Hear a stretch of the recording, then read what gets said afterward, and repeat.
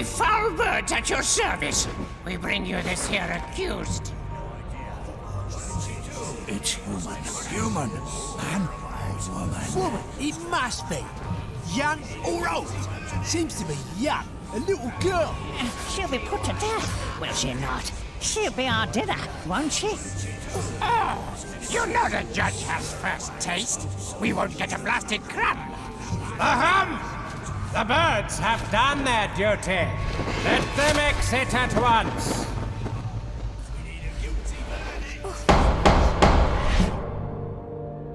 This court is now in session. May this humble assembly proceed with all due fairness. Now let us review the events that have transpired. Fetch the mirror.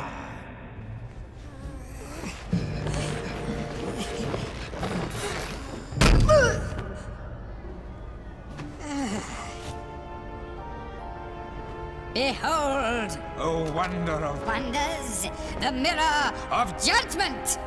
Let it reveal every dirty detail of the defendant's dark deeds. It occurred on the 4th of November, in the early hours before sun had risen. The arraigned, against all morals and codes, and for her own selfish purposes, carried out a forbidden rite in order to cross the boundary of light and dark. The most unforgivable trespass of them all. Let us ask the defendant. Does the mirror accurately reflect the truth? Does. She's guilty! Guilty! She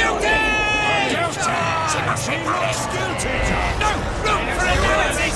Silence in the court! Welcome to Hikikomori Media and another Dead Franchises. Today we're going to be talking about Folklore for the PS3. Folklore, known as Folk Souls in NIP, was released in North America in October of 2007. It was originally titled Monster Kingdom Unknown Realms, but it was changed to something a little less stupid. As of 2015, the game had only sold around 300,000 copies worldwide. How do you intend to market Folklore to the less accepting of Japanese-driven titles, North American and European audiences? How do you believe it will be accepted? Folklore really seems to bridge any and all cultural gaps. Not only do the characters appeal to all audiences, but the themes of death, love, and redemption are about as universal as it gets. So far, anyone that's played Folklore immediately connects with it. The sound and graphics grab the player's attention, then the combat system and the storyline draws them into the experience. Well, according to the only sales data source I was able to find, feature charts, Folklore sold far better in the West than in Japan, contrary of the speculations of the opposite happening. Much like Threads of Fate, Folklore allows you to choose from two separate protagonists. However, you can choose to switch between them on a chapter-by-chapter basis. More on that later. Ellen is a young woman who receives a letter from her dead mother. The letter requests her to come to the island of Doolin. Keats is a writer from an occult magazine who received a mysterious phone call from an unknown woman. I wonder if these things are related. They both take a ship out to the mysterious island of Doolin, which is located somewhere near Ireland. When they arrive, they see a cloaked lady sitting on the edge of a cliff. So very much to see you. It was very hard without you. I was so young. But that doesn't matter anymore. Why won't you answer me? Excuse me. What? Are you the one who telephoned me? Huh? Who are you? Why would I? Perhaps not. What about the lady over there?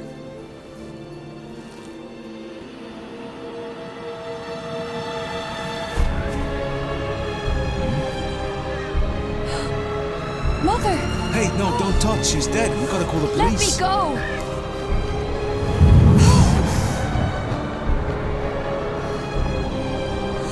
Mother!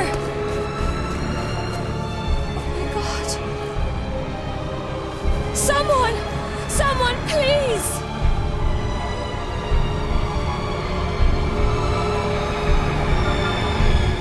A murder in the Village of the Dead. Tell me this is a joke.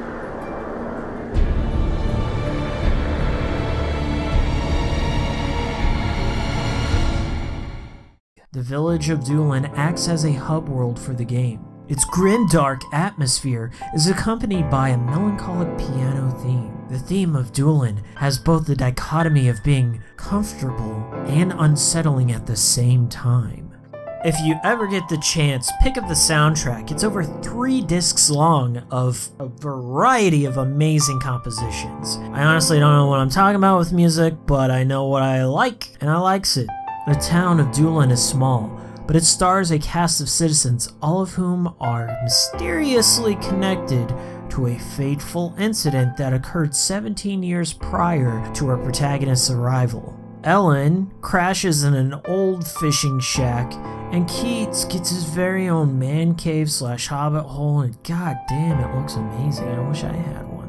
When either character falls asleep, the other side of Doolin is revealed by the moonlight. Faithful to its namesake, at night, the creatures from old folklore roam Doolin. The human citizens stay at an old church on the hill and no one ever comes out. A scarecrow introduces himself to Ellen, and the invisible man meets up with Keats. Both act as the guides to the realm of the fairies for Ellen and Keats. One of my favorite places to visit in the game is the bar. It's really festive, bright, warm, and it has some little Irish melodies playing in the background. At night, the fairies all meet up in the bar, get sloshed, and tell stories. The bar not only hosts a colorful cast, but it acts as a dispatch for various side missions throughout Folklore.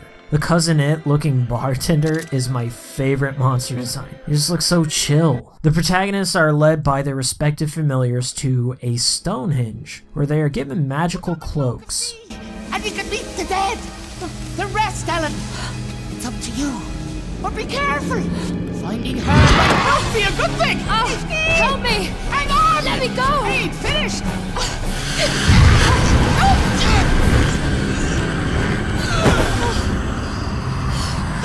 Need to be careful.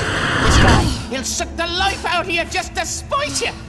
Lucky for me, I'm already half dead.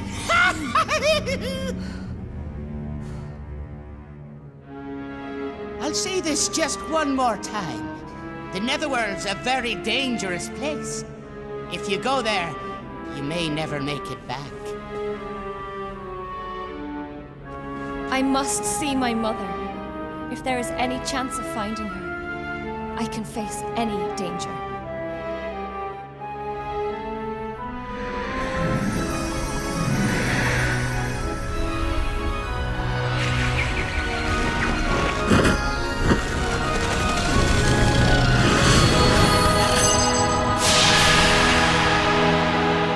These cloaks are like the gauntlets from the Onimusha series. They allow the bearer of the cloak to capture the souls of their fallen enemies. With the shroud, the person is able to enter the fairy realm. This is where the action of the game comes into play.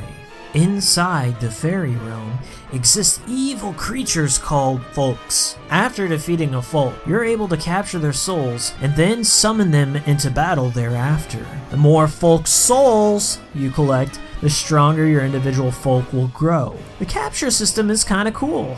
However, it might turn off some people because capturing souls relies on the use of the PS3's 6-axis. I'm showing a demonstration with my hands. When you weaken a folk, they will be stunned momentarily and their soul will float out of their body. You press R1 to launch your capture beam and shake up on the controller like you're reeling in a fish. I know it sounds annoying, but it's really satisfying, especially when you combo 5 or more enemies at once. Not only are you collecting folk souls to power up your folklore, but your character is also gaining experience which levels up their health bar.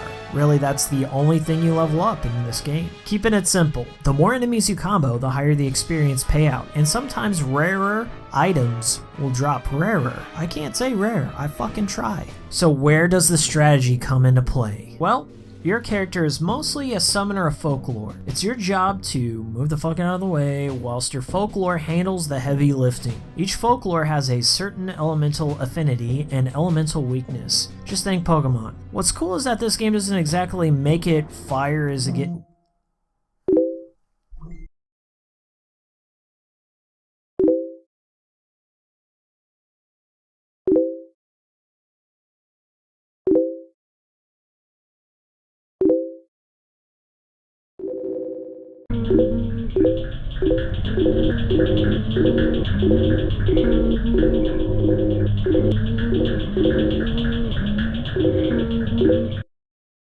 What's cool is that the game doesn't exactly just make it fire is weak against water, but instead it tells the player through picture books which folklore you need to get the soul to pop out of the other folklore. Each encounter with an enemy becomes a puzzle of its own. You can assign 4 active folks at a time and hot swap them on the fly. It's really easy. It's a lot of fun to try out different combinations of folks. Some are short range, some are long, some put other folks to sleep. Each folk has a summon cost, or MP. As you feed them materials or souls, their summon cost will decrease, their attack will increase, and you can increase how many you can summon at once. This system encourages the player to revisit areas and experiment with each new folklore in their arsenal. Sometimes you might even come back to a world to discover you can now capture an elusive folk that you couldn't get before using your new monsters. You might also find new cloaks for your character that provide Ellen and Keats with a new look and certain protections such as sleep prevention. The goal of the game is to make it to the end of each realm, defeat the boss, and solve the problems of the citizens of Doolin by discovering what really happened 17 years ago. Each of the realms has a different theme. The Fairy Kingdom, a beautiful landscape of flowers and butterfly tickles.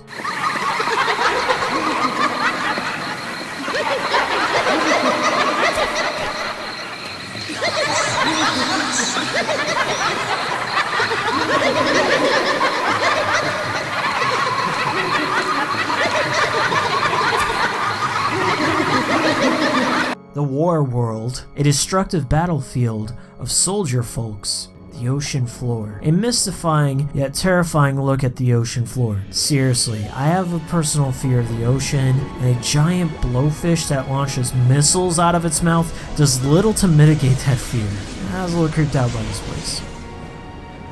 The beehives, which have honey, and even hell itself. The bosses of the realm provide some of the most intense moments in the game. You'll need to bone up on your fairy tales and pick the proper folklore team to be able to take out the boss's soul. For instance, to defeat this turtle boss, you'll first need to clog up his windpipe with your beast folklore, then chop off his tentacles one by one before you can damage it. Once you weaken a boss, you'll have to pay close attention to the soul's color and the method of 6-axis control. Some bosses' souls require you to shake up when the souls are pink. Others require you to beat the shit out of the soul by slamming it to the ground. And some just require you to shake the controller like a madman to capture the soul. If you fail to capture in time, the boss's health will regen, so be careful. The story of Folklore is unfolded through comic book-like panels, which Gravity Rush later borrowed. Without getting into spoilers, I found myself extremely engaged in the story. It gets very dark and depressing quickly, and it doesn't let up, especially in the finale. If you choose to pursue the side quests, you'll uncover more little details about the citizens of Doolin and the Fairy Realm. I cannot stress how much I enjoyed getting to know the personalities of each of the characters. Even minor NPCs have interesting backgrounds to share. I especially enjoy the character developments of Ellen and Keats. They both go through some, well, let's just say changes. Their pasts are overwhelmingly messed up. That's all I'm gonna say for now. One special note I want to mention is that if you choose to play this game and you want to avoid being stuck on a massive cliffhanger, pay attention to the character switching at the end of each chapter. After you complete a chapter, you have the option of switching from Ellen to Keats, or vice versa, or staying the course with your character. I decided to play through as Ellen first, which was going great up until I finished chapter 5, which then blocks you from continuing until you reach that point with Keats, which will start you back at square one. Not a huge deal, but make sure you switch characters each chapter to avoid this. So Game Republic was planning a sequel to Folklore. It was either going to be on the PSP, or they were going to pitch it to Sony to be on the PS3 with added move compatibility. So I guess they were trying to sell some of those sticks. The idea was well received at first by Sony, but then they took a look at the VG charts, I guess, and they said, no, we're not going to fund it. So why did Folklore end up a dead franchise? Well, it could be attributed to the ever-changing landscape of gaming trends and overbearing game company demands. The director of Folklore, Akimoto-san, had this to say: "When a company approaches us to do work, they'll always say something like, 'Let's make a game where you shoot zombies,' or 'Let's make a fighting game,'" he admits. In essence, something related to what I've done in the past. I've actively avoided those, which is why I had a tough time at the beginning.